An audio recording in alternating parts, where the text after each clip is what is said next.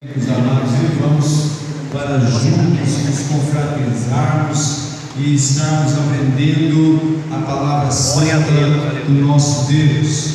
Uma manhã que nós estamos separando ela para nos dedicarmos ao estudo da palavra de Deus. Palavra essa que é o alimento que fundamenta a estrutura de cada vida humana sobre a face da terra, porque é a palavra daquele que é a pedra angular, e se é a pedra angular é o fundamento da esquina, e se é o fundamento da esquina é o cabeça da igreja, e se é o cabeça da igreja é aquele que tem o domínio e a superioridade e a supremacia sobre todas as coisas, e principalmente está aqui nesta hora. Aleluia. Nós vamos então agora, nesse momento, colocarmos sobre os pés, abrirmos a Bíblia Sagrada em Apocalipse capítulo 4 e vamos ler o versículo 1. Quando estudamos o Apocalipse, nós falamos sobre 3 momentos: as coisas que foram, as coisas que são e as coisas que ainda haverão de ser. O livro do Apocalipse é o livro que trata 3 períodos da história: o período que passou, o período que estamos passando e o período que ainda não foi revelado. Vamos então neste momento ler Apocalipse 4, versículo 1. Depois destas coisas olhei, e eis que estava uma porta aberta no céu, e a primeira voz que como de trombeta ouvira falar comigo disse: sobe aqui e mostrar-te-ei as coisas que depois destas hão de acontecer. Podemos ler. Aleluia. Eu trago aqui comigo, e se os irmãos se interessarem, depois podem estar procurando 2 DVDs ou 2 títulos de DVDs que nós temos pregado, mensagens nós temos pregado.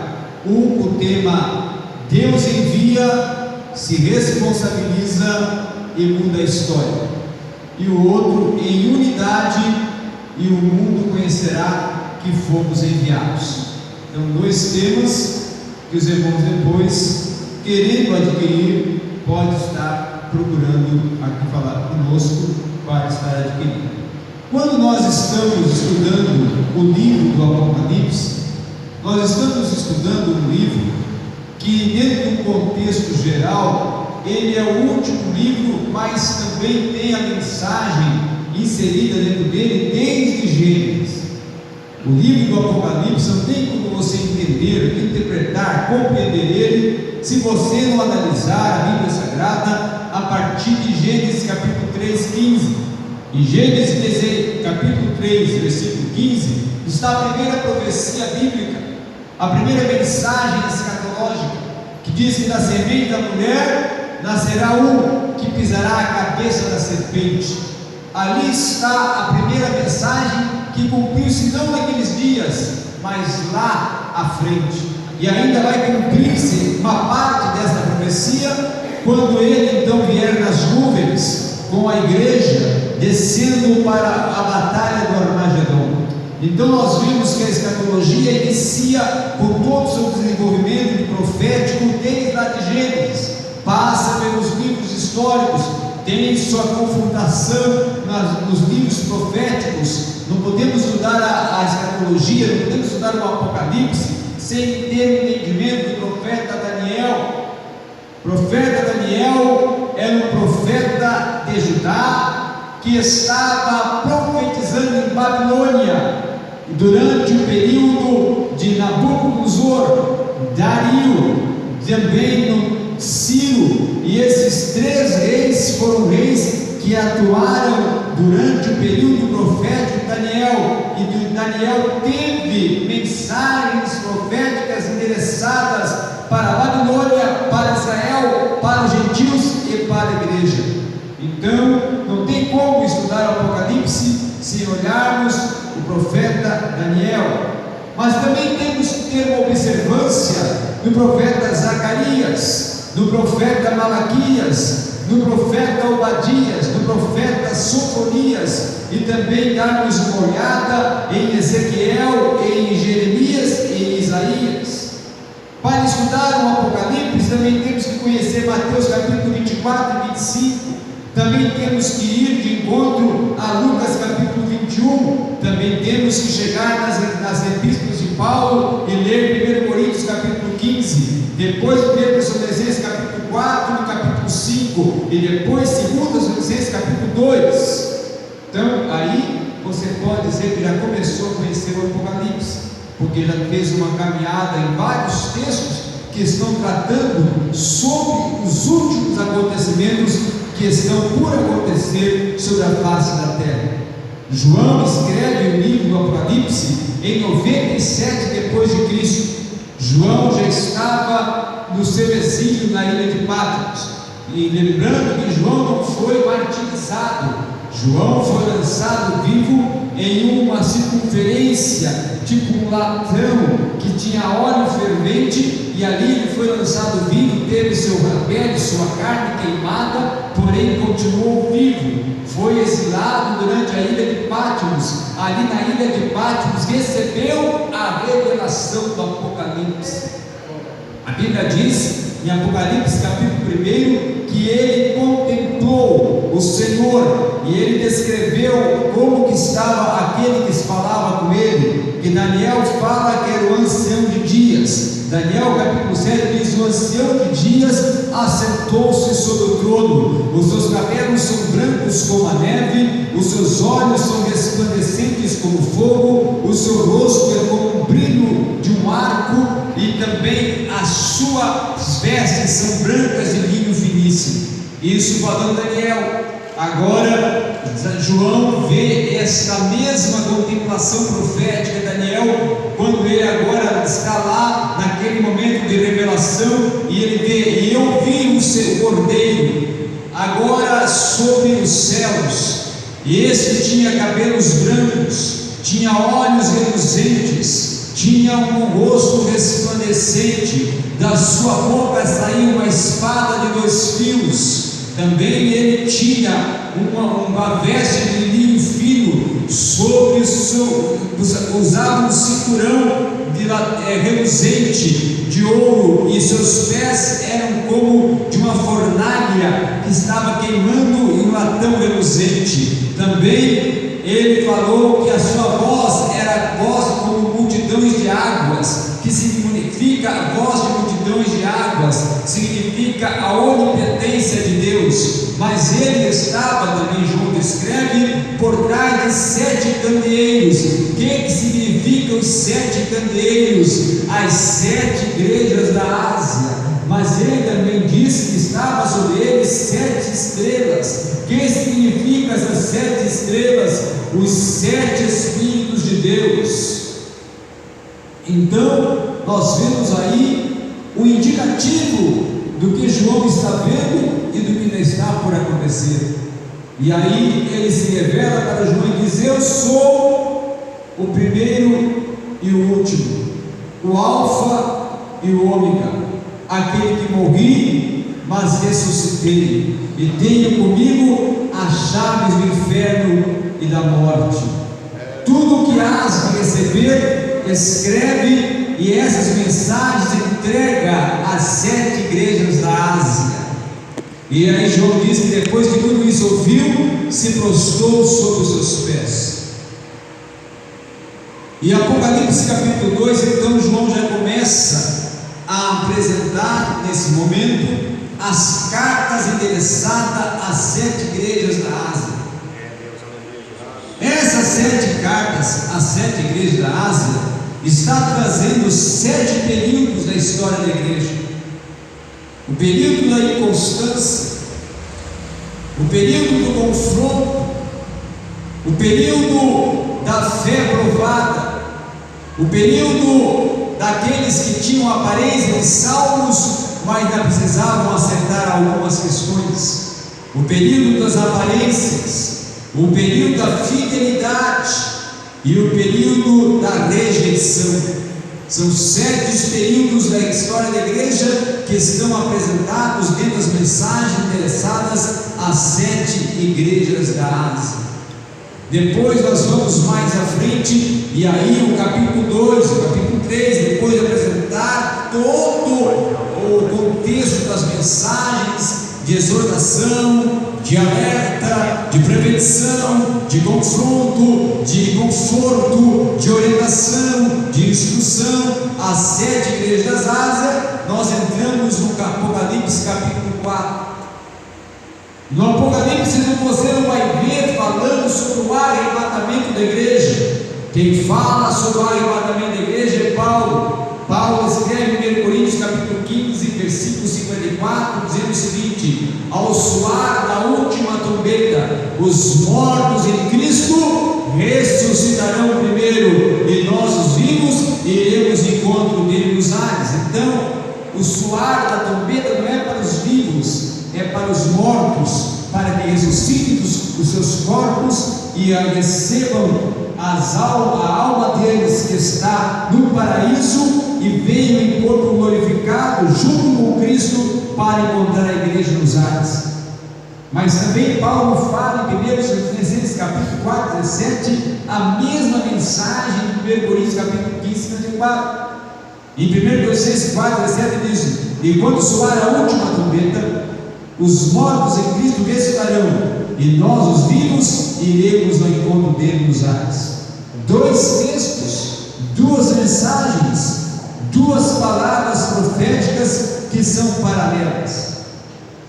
E nós vemos também no Apocalipse 4, não falando sobre o arrebatamento, mas João já tendo a revelação da igreja já lá entrando na glória, já a igreja já presente com Cristo em glória.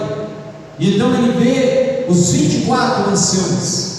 Quem são, ou quem representa os 24 anciões do Apocalipse?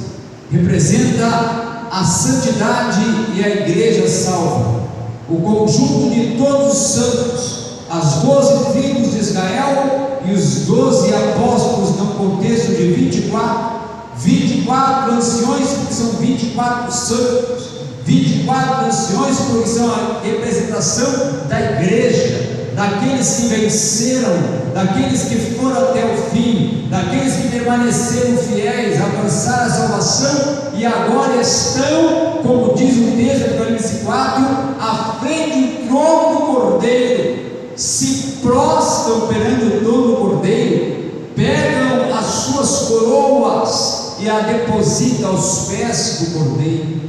Então ali no capítulo 4 do Apocalipse descreve a glória do céu e o que está reservado para a igreja quando lá entrar. Quando entramos no Apocalipse 5, então nós vamos agora ver naquele momento a visão do triunfo, a visão do louvor e da adoração da igreja no céu. Quando então João diz: quem viu o livro, e ninguém era permitido abrir este livro, e então ouviu uma voz: quem é digno de abrir esse livro? E aí a voz me disse: digno de abrir o livro é o Cordeiro, que morreu, mas reviveu. Só ele é o leão da tribo de Judá e tem a autoridade para abrir o livro e os seus 7 selos. No Apocalipse capítulo 5 fala também da oração que é dita em Apocalipse 5 como um aroma suave que chega à presença do trono de Deus. E o Apocalipse 5 fala da exaltação dos anjos, arcanjos, querubins e serafins que estão lá sobre o trono de Deus entoando louvores. Aí entramos, depois dessa gloriosa parte do Apocalipse, do capítulo 1 até o capítulo 5, agora nós entramos no período das catástrofes. Agora nós entramos no período das dores, dos sofrimentos, das agonias, das mortes, dos gritos, dos desesperos, dos assombros, dos temores, porque inicia-se agora Apocalipse capítulo 6, quando é aberto os selos. E o primeiro selo que é aberto é o do cavalo branco. O cavalo branco do capítulo 6 de Apocalipse não é Jesus. O cavalo branco do Apocalipse 6 de Apocalipse é o anticristo. Qual é a diferença do cavalo branco do Apocalipse 6 para o cavalo branco do Apocalipse 19? O cavalo branco do Apocalipse 16 foi-lhe dado uma coroa. Não tem coroa, foi-lhe dado.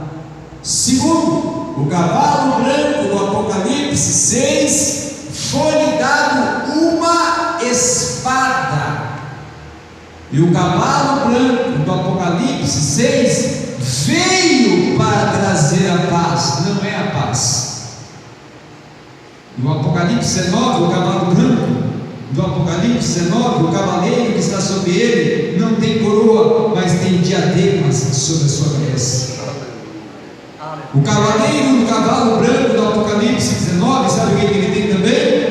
Ele tem cabelos brancos como a neve, olhos reluzentes, um brilho de ambar sobre o seu rosto, e vem sobre a sua mão o cetro para reger as nações, e a sua voz é como multidão de águas, e com ele vem o exército que é a igreja, e sobre as suas coxas está escrito: Rei dos reis e Senhor dos senhores.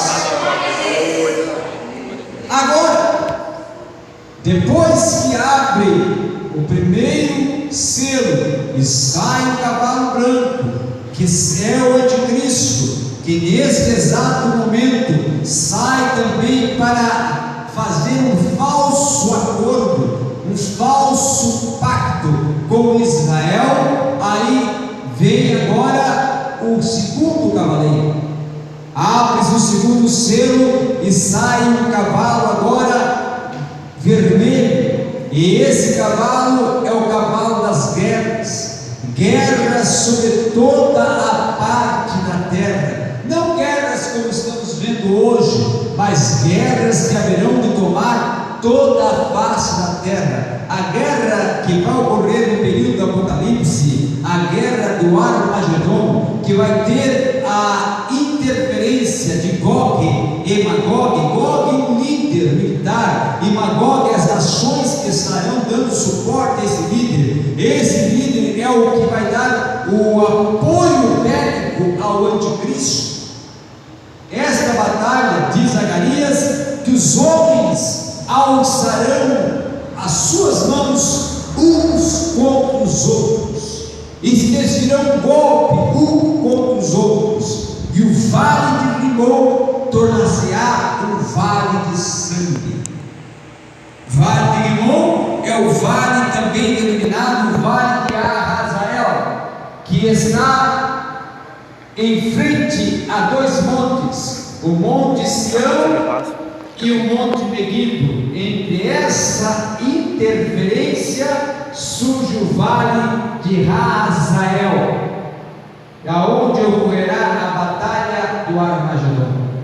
Depois abre-se o terceiro selo, e aí sai o cavalo preto, o cavalo da fome, mas não fome como tem na face da terra hoje. As pessoas vão dizer: tem fome de alguns alimentos, mas sempre tem um para se comer. Eu morei num país que durante 5 meses do ano tinha fome, não tinha os outros tipos de alimento que tinha durante os outros períodos do ano. Era 5 meses comendo só manga, porque só tinha manga durante aqueles 5 meses de comer. Então era manga de manhã, manga à tarde, manga à noite, manga de madrugada, manga só manga, até virar uma manga. Mas depois, aí os outros tipos de alimento. Agora, nesse período, não haverá alimento, porque a terra não dará mais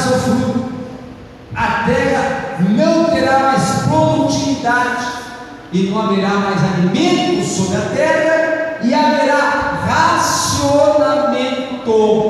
A Bíblia diz que esse cavaleiro traz sobre ele uma balança para medir cada quilo de comida, para fazer ali um racionamento da alimentação sobre a face da terra.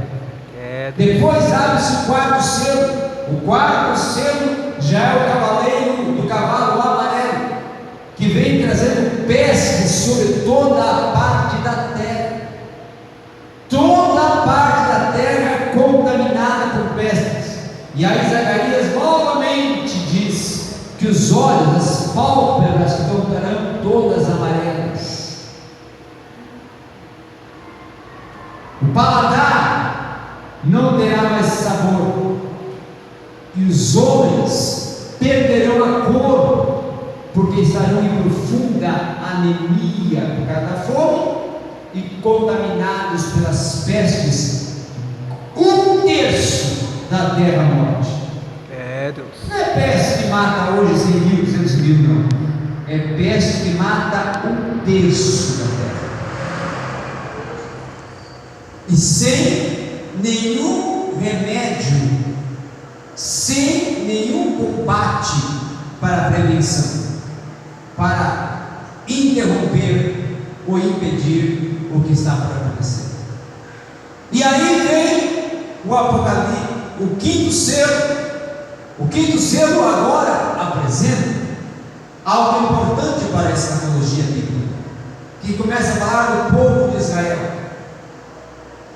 A escatologia do Apocalipse fala sobre 3 povos: Israel,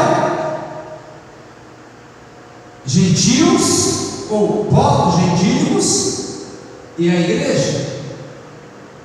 Povos gentílicos não são a mesma coisa que gentios. Povos gentílicos são os palestinos, descendentes de Ismael, e gentios são então a igreja, aqueles que não eram o povo escolhido, mas Paulo diz que foi como um enxerto na oliveira, são o Jerusalém. Agora, nesse momento, João tem uma descrição de uma visão que está lá em Apocalipse 7, que ele vê um exército e diz: quem são esses?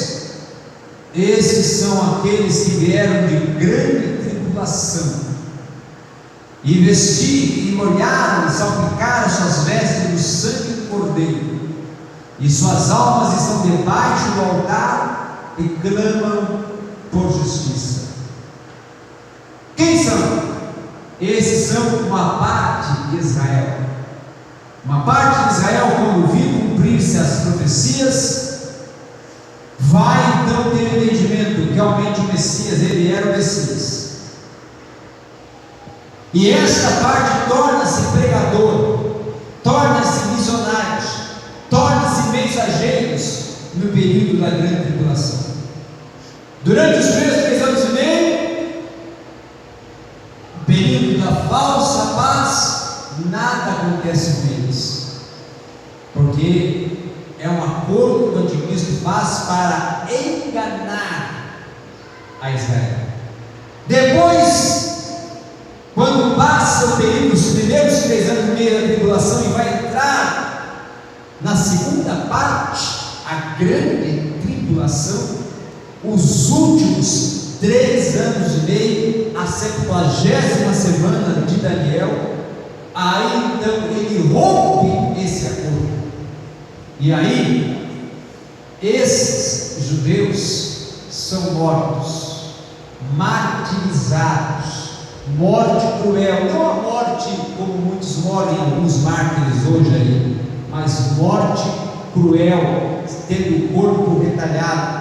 A Bíblia diz que o rio Eufrates estará totalmente transformado em sangue, o sangue dos mártires.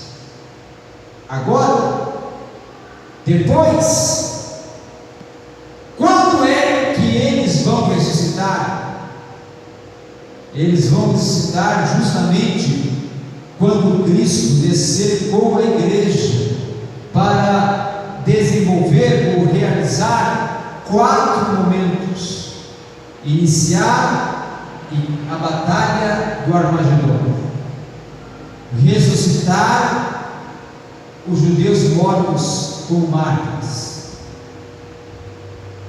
também julgar as nações, que são os líderes dos 10 reinos que darão suporte ao anticristo, e implantar o milênio, o reino de Deus. Agora abre-se o 6º selo, que esse selo é uma calamidade física e natural que haverá de morrer sobre toda a terra. Toda a terra envolvida em uma calamidade física e natural.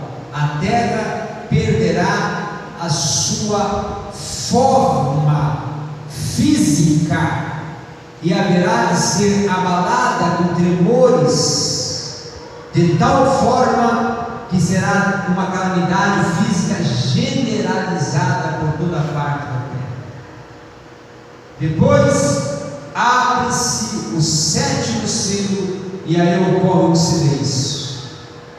Esse período de silêncio então cumpre-se o capítulo 10, que João vê a visão de um livro, e foi dado um livro denominado o livrinho, e João, o anjo, vem com aquele livrinho e entrega a João e pede: come este livro.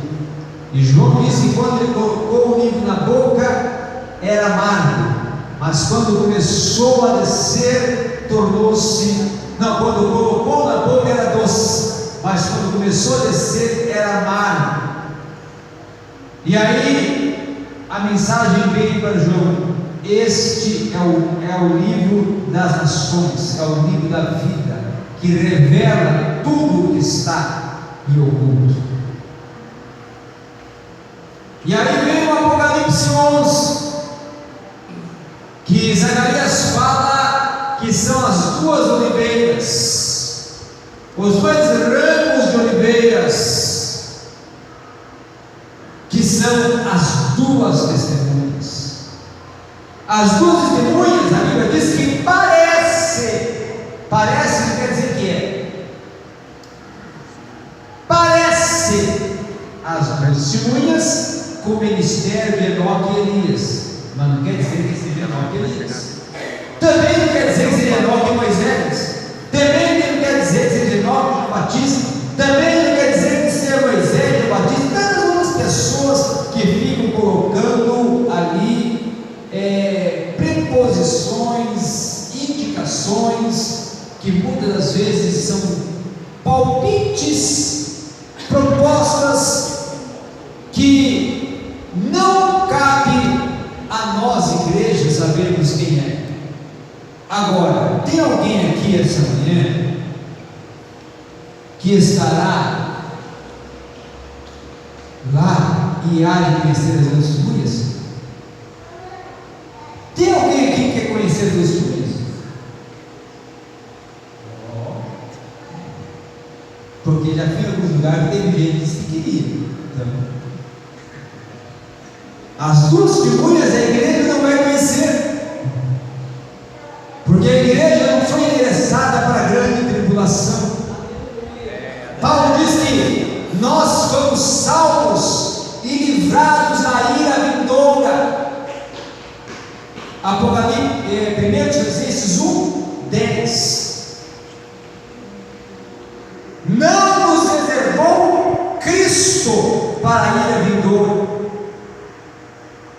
Fomos retirados da tribulação. Glória a Deus. Por que da tribulação? Por quê? Porque ela já está no deserto, mas vai entrar em Canaã. E quem entra em Canaã não passa por grande tribulação.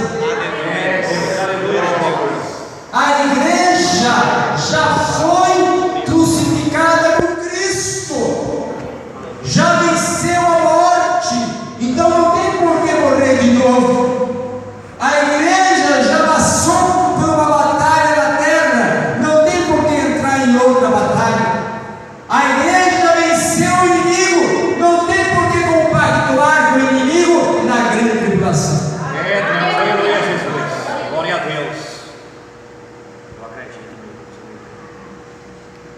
Agora, Apocalipse 11 fala dessas duas testemunhas, e a Bíblia diz que foi-lhes dado um período para profetizar, 42 meses, 1260 dias.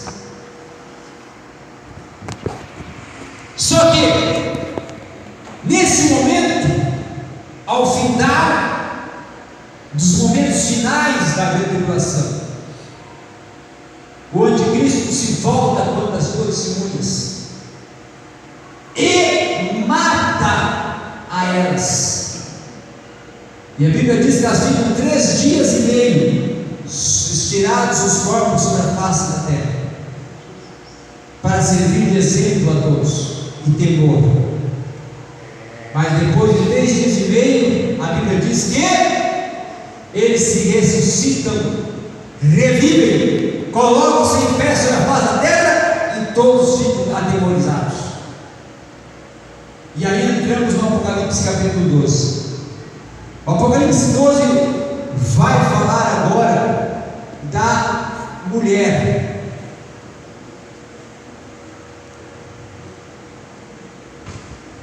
E a mulher foi levada para o deserto.